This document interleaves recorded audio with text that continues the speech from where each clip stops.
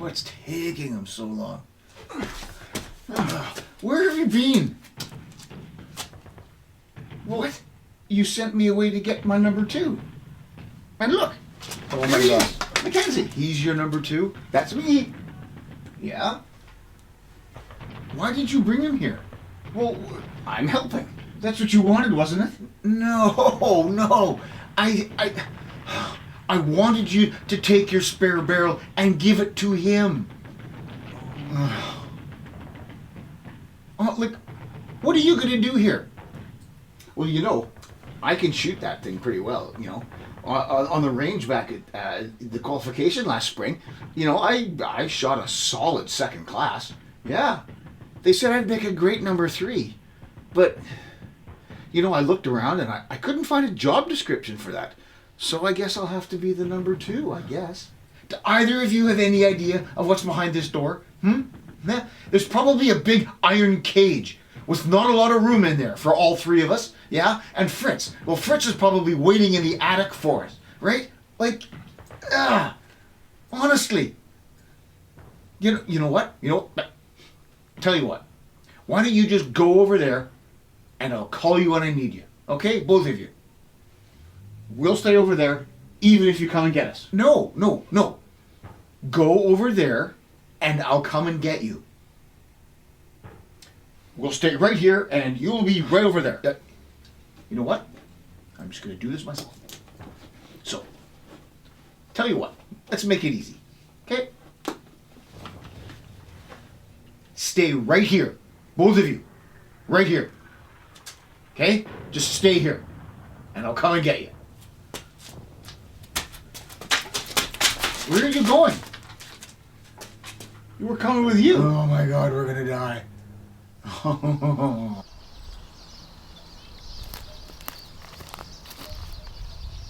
The Bren light machine gun was the single most important weapon in the infantry section. As we've seen, its adoption came on the cusp of World War and was hand in hand fundamental to changes in the organization of the infantry. Now, instead of 4 sections and 2 Lewis guns that had been in every platoon, there would be in their place 3 sections, each with their own Bren gun.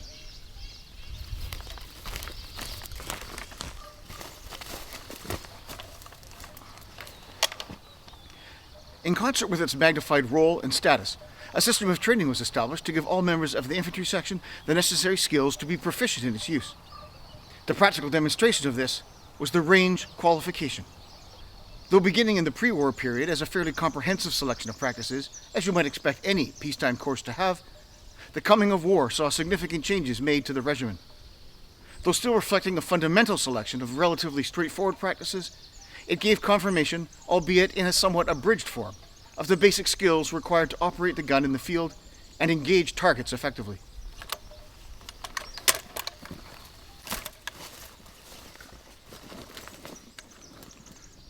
In this video, we'll examine the range practices as found in the 1942 qualification and shoot them.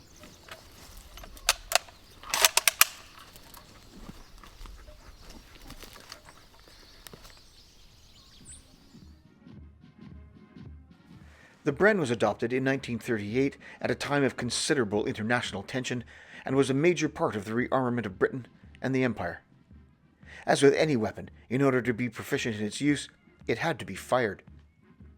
Comprehensive range courses were drawn up before the war in 1938 and 1939, and these courses were the ones that the Army and the newly conscripted men under the Military Training Act were trained with. The coming of war some months later put the raising of the Army into full gear, and resultantly, as with the rifle and other small arms, range courses across the board were significantly simplified. In the case of the Bren, it was cut by 2/3 in both the number of practices and the ammunition allotment, wholly necessary to husband stocks of ammunition and economize on training time and facilities in an ever-expanding and resource-hungry army. The same effect was felt across the Empire, as brand new citizen armies in Canada, Australia, New Zealand, and elsewhere were hurriedly raised and equipped. The result were the wartime range courses of 1939. The training material was again rewritten in 1942, with the Bren being included. The range practices were changed in only minor ways from the 1939 wartime version chiefly by deleting the somewhat unnecessary anti-aircraft familiarization practice from the course. This revised course would serve as the basic shooting standard for the Bren until the next comprehensive rewrite of training standards after the war. The Bren used for this project was a Mark II provided by Sven, a friend of Sea and Arsenal. It was in excellent working order, and after some grouping and zeroing work, was much more than I could ever have asked for. Due to the nature of this project and the accuracy required to achieve anything close to satisfactory results, and the non-service ammunition we were using, there was considerable time and not an insignificant amount of ammunition used in getting the gun zeroed. That's on the left side of the figure, about 2 inches below it. Really? Yeah. Okay, I'm gonna come up again. Once this was done, however, there was no stopping us. Did you get him? It's a lot cheaper to make the show this way. I consider myself very lucky and hugely privileged, as Sea and Arsenal brought all their expertise to bear for these range days, in their photography, sound, and gun plumbing. Oh, and thanks to David, there were mini bikes.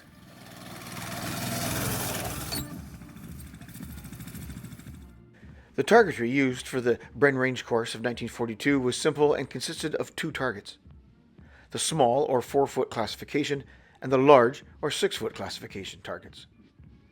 These were not specifically for the Bren and were used for range work for the rifle from 1942 as well. These targets can be seen in use in the video on the rifle range course of 1942. The 4-foot target featured a number 5 figure at its center, and the 6-foot target a number 3. These figure targets had been adopted in the years before the Great War and were representative of a man shooting over a wall or parapet in the case of the number 5 figure, and of a man shooting exposed from the waist in the case of the number 3.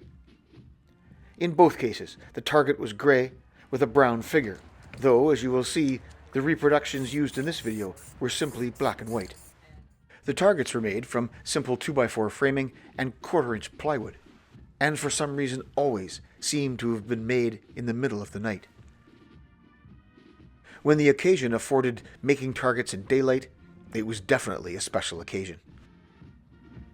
The ammunition used for this project was Greek 303, as I recall. It was graciously sourced by friend of Sea and Arsenal, Sven.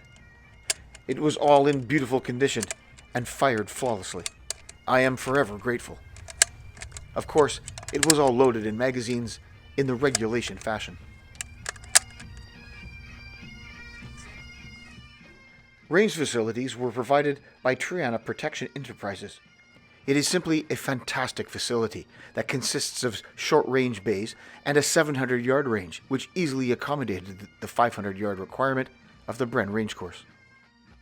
Clean, well-kept, and beautifully landscaped, the small and large targets were pre-positioned for the shoot with different ranges affected by simply changing the firing points, forward and back. The 1942 Bren Gun range course was a further simplification of the 1939 range course. It should be acknowledged here that there was provision for shooting on the 30 yards range, at least in principle.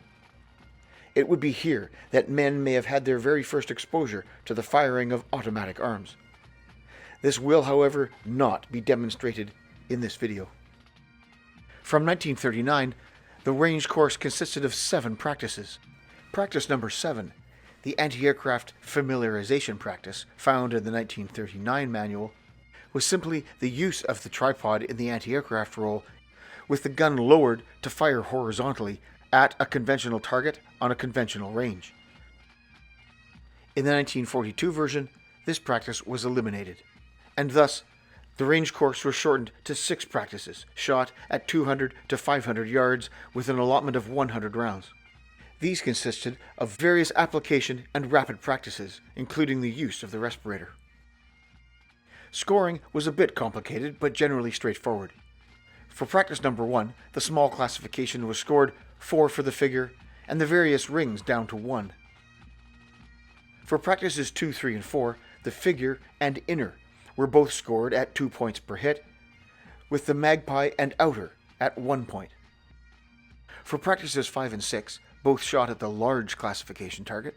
The figure, inner, and magpie were all 2 points, with only the outer scoring 1. So, with all preparations complete and facilities in place, it was time to get shooting and see if I could do something respectable with this iconic and historic weapon. The chance to actually shoot the wartime Bren range course was a real highlight, and I never, for one moment, ever expected to be in this position. Practice number 1 was a 5-round application shot on repetition from 200 yards at a small classification target. As with all shooting, the principles of marksmanship, and those particular to the Bren, including the fire position previously discussed, would need to be demonstrated effectively.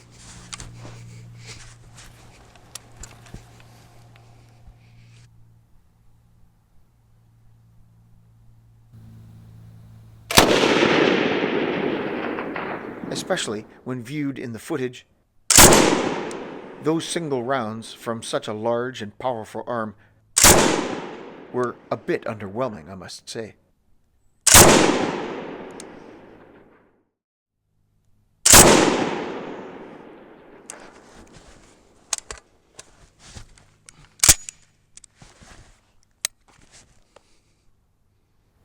So, there we are, practice number 1 with the Bren.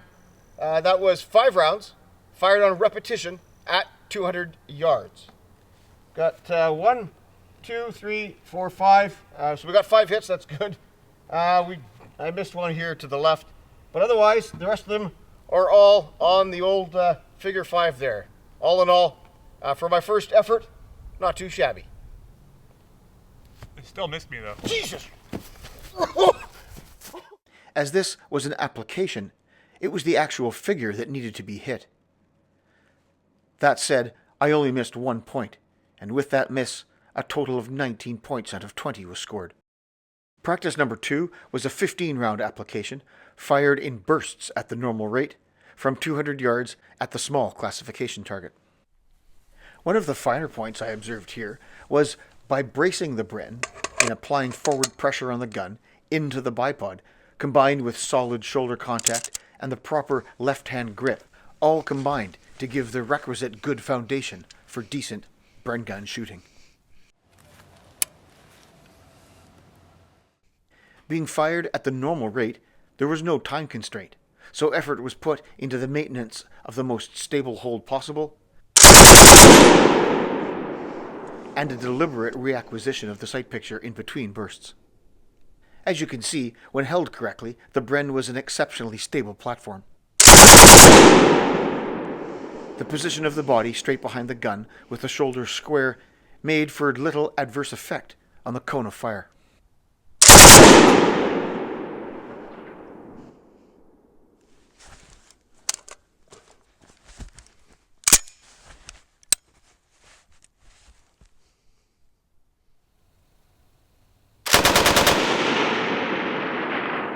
We can see from this angle the linear nature of the fire position as instructed earlier in training. This absorbed the recoil along a straight axis, and in doing so minimized any horizontal movement of the shoulders under recoil and the associated deviation from the point of aim. So that was practice number 2, which was a 15-round application fired on automatic at the normal rate. So let's count them up. 1, 2, 3, 4, 5, 6, 7, 8, 9, 10, 11, 12, 13, 14, 15. So, as you can see, the group here is a little bit low and just slightly left. That's probably on me. For the next applications, I'm going to just raise my point of aim ever so slightly and shift slightly left. So, all right, not too bad. I'm pretty happy with that. Oh, did I hit him? No, that's good, that's good.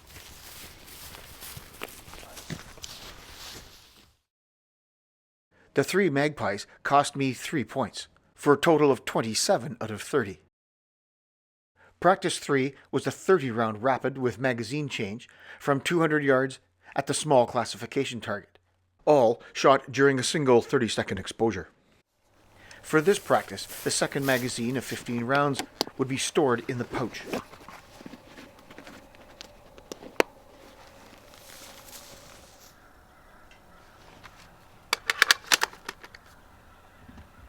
Now, ordinarily, the targets would have been mounted on a hithe frame that could be raised and lowered, achieving the requisite exposure to the firer. We didn't have such a contraption, so time was taken by a simple stopwatch. The timing for the exposure began when the target reached its fullest height. For demonstration purposes here on the video, I did make a digital representation of the hithe target frame to demonstrate the effect.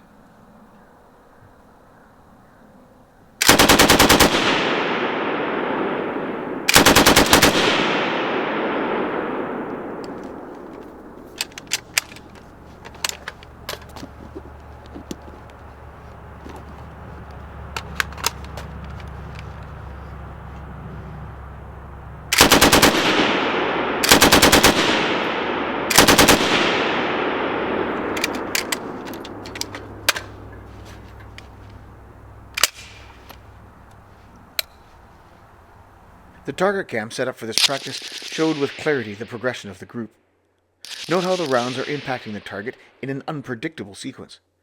This would indicate that I was holding the gun appropriately, as if I had been angled to the gun or not braced in my fire position. The rounds would tend to walk off in a certain direction, mostly up, and this would be repeated with every burst.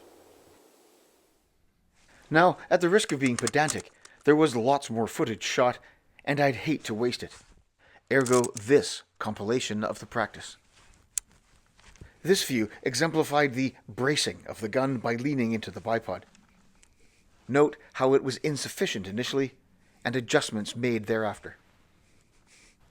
These two views show with clarity the relative violence of Bren ejection.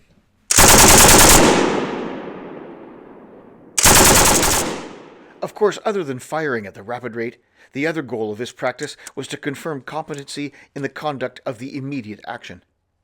Here it was completed as for an empty magazine, with the fresh one coming from the pouch. Just like back in the classroom.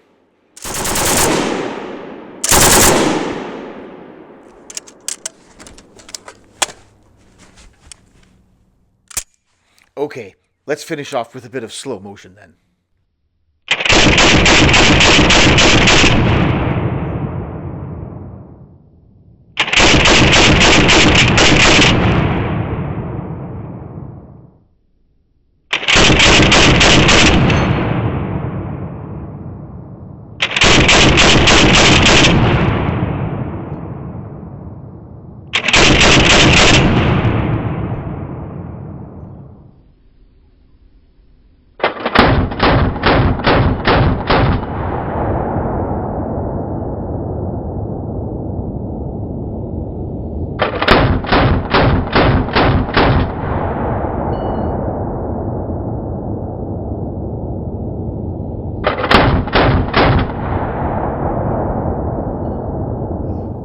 So that was the 200-yard rapid 30 rounds with a mag change in 30 seconds. On the figure, 1, 2, 3, 4, 5, 6, 7, 8, 9, 10, 11, 12, 13, 14, 15, 16, 17, 18, 19, 20, and 1, 2, 3, 4, 5, 6, 7, 8, 9, 10 inside the ring. With all hits on the figure and the inner scoring 2 points, and all of my hits being within those parameters, I scored 60 points. In fact, a highest possible, and I was rather chuffed with that. Practice 4 was a 20-round application fired at the normal rate from 300 yards at the small classification target. This practice wasn't radically different from Practice 2, but the extra 100 yards range would make the target that much smaller.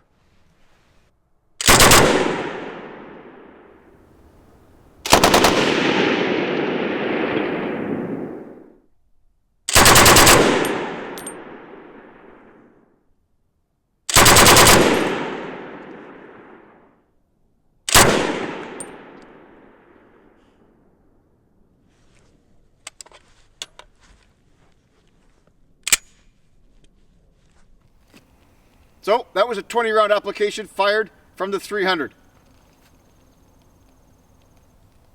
1, 2, 3, 4, 5, 6, 7, 8, 9, 10, 11, 12, 13, 14, 15, 16, 17, 18, 19, and we just cut the black there for 20.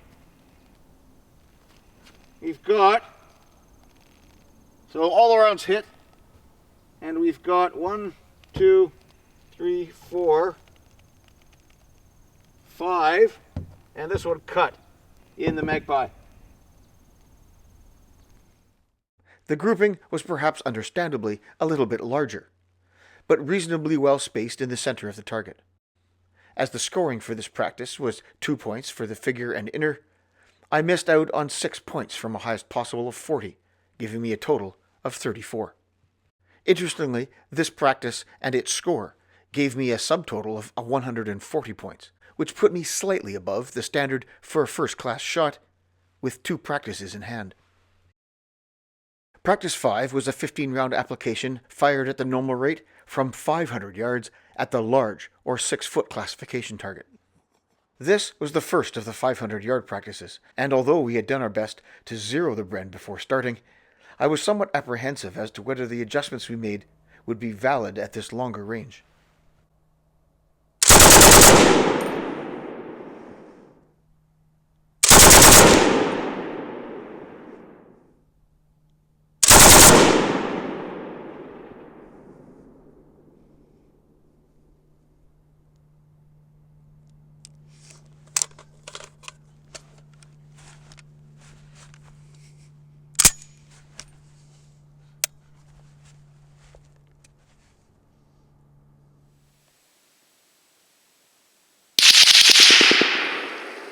As we can see here in the target cam, the grouping gradually shifted left and ultimately off of the figure.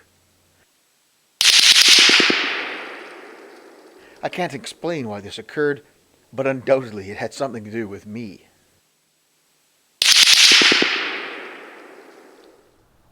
So that was the 15-round application from 500 shot at the normal rate. Let's count them up. 1, 2, 3, 4, 5, 6, 7, 8, 9, 10, 11, 12, 13, 14, 15. So they're all there. Not the world's best group. And it looks like only, well, I like jack this one down here, so that one doesn't count. Well, the score won't be as high as I was hoping. After a considerable amount of time trying to figure out why there were more than 15 hits on the target, and poring over the target cam footage, it occurred that perhaps due to the relatively close proximity of the 2 targets with respect to their alignment, probably 2 rounds fired earlier at the 4-foot target deviated enough after punching through it that they flew off and hit the 6-foot some 200 yards behind.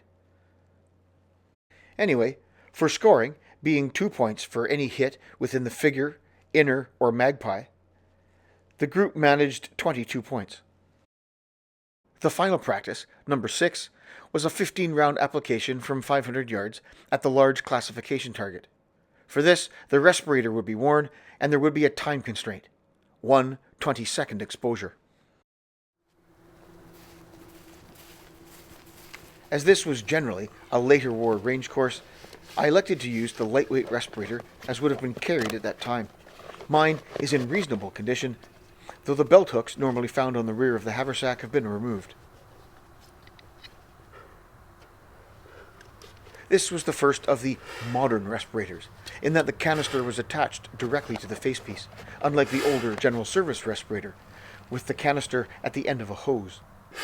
It lacks a nose cup, a feature of later patterns, and can fog up relatively easily, something that would come to light during the practice.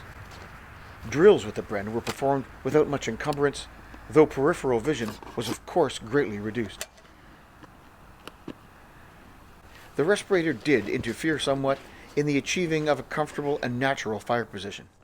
There needed to be a degree of neck craning to get the lenses in the right position so the sights could be seen, and my left hand had to grip the butt in an underhand fashion versus the overhand, as there wasn't enough room and gripping it overhand didn't allow for enough space to lower my face to the sights.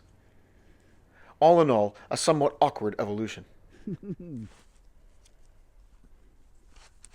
On top of that, there was moderate fogging of the lenses, which, at a 500-yard target, played havoc with the sight picture.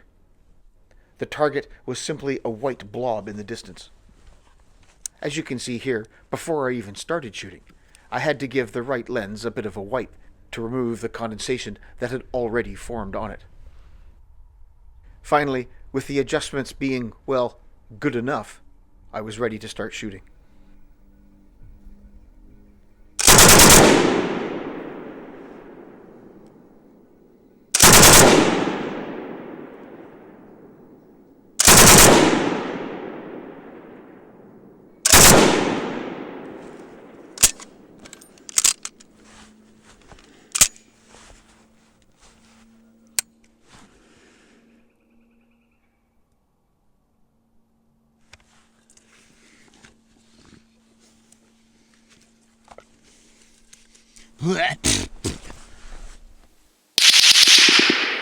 As you can see by the evidence of the splash to the left of the target, this second 500-yard practice was definitely pulling things to the left.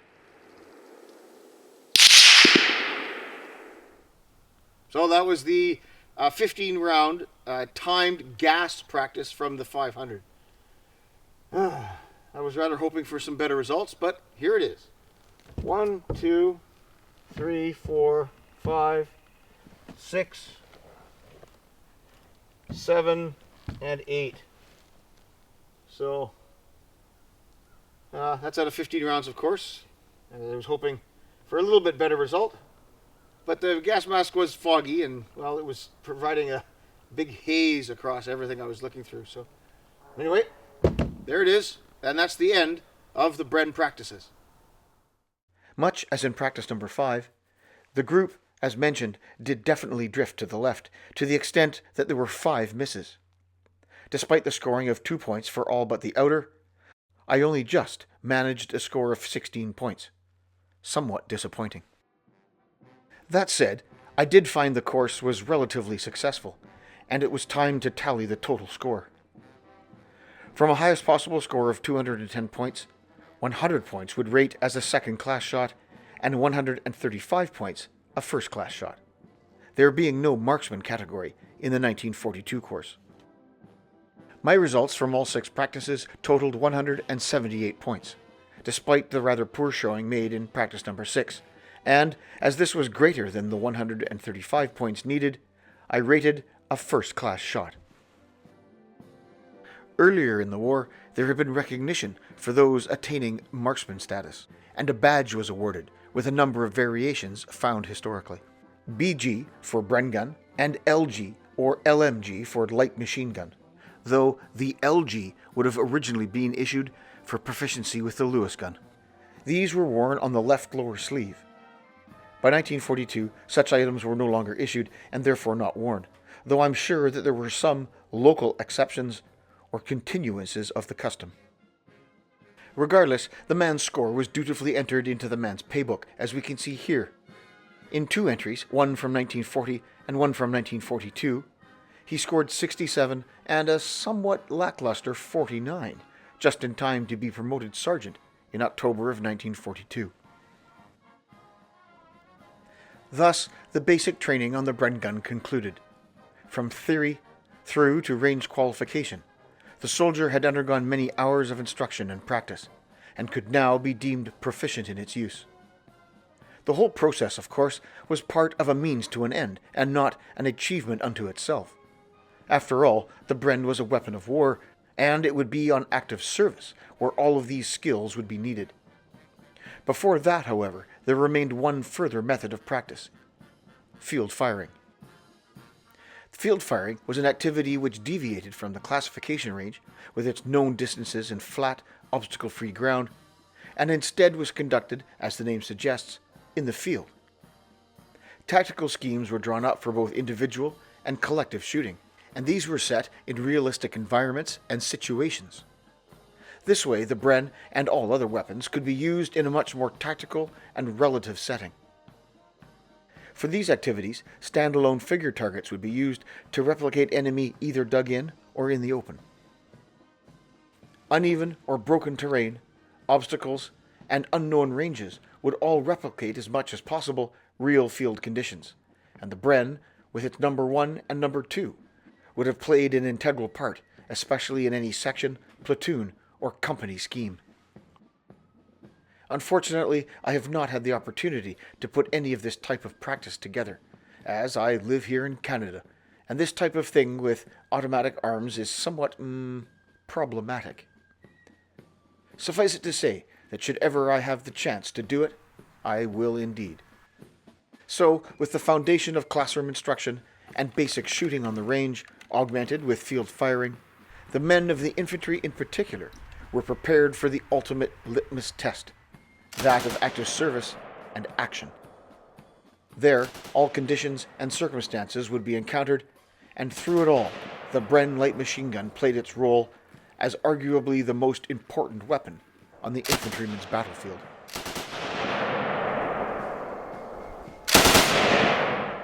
Many thanks are to be extended to Rich at the Vickers Machine Gun Collection and Research Association, who, throughout this series, has provided the necessary primary source documentation for the theory, drills, and shooting standards demonstrated in these videos. This video would not have been made had it not been for CN Arsenal and their incredible close-knit community of friends. My undying thanks and appreciation go to all those who, by hook or by crook, or by the kindness of their hearts, decided to contribute as they could to make my visit such a success. Your hospitality, energy, generosity, and expertise are beyond reproach. I'd like to thank Sven in particular, who lent the use of his Bren and sourced considerable quantities of ammunition. Without you, the Bren episodes would be dead in the water. Matthias, May, Susie, David, Kristen, Sven, Hill, Jeff, Thomas, Henry, Aidan, and Bruno. You all spent untold hours of wrangling and sourcing the 14.5 million things that were needed to bring this project to fruition. I am truly humbled. In addition, thanks must be extended to James and the staff at the Seaforth Highlanders of Canada Museum and Archive for making available some of the arms seen in this project for photography and use.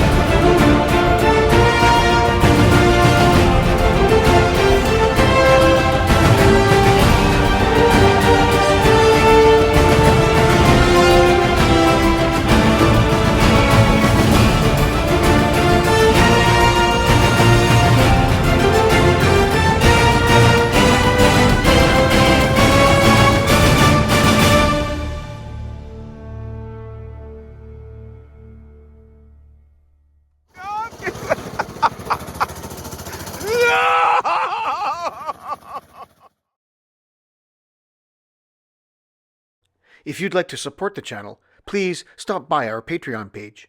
The link is in the description below.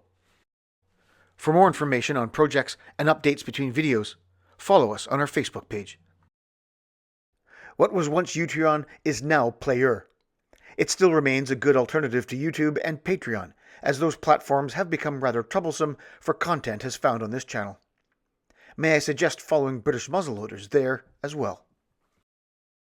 If you'd like to view British Muzzleloaders and many other channels in an ad-free environment, free from the content restraints of YouTube and other platforms, then I might suggest you head on over to History of Weapons and War, where you can subscribe and find this channel and many like it, presented as they should be, all in one place.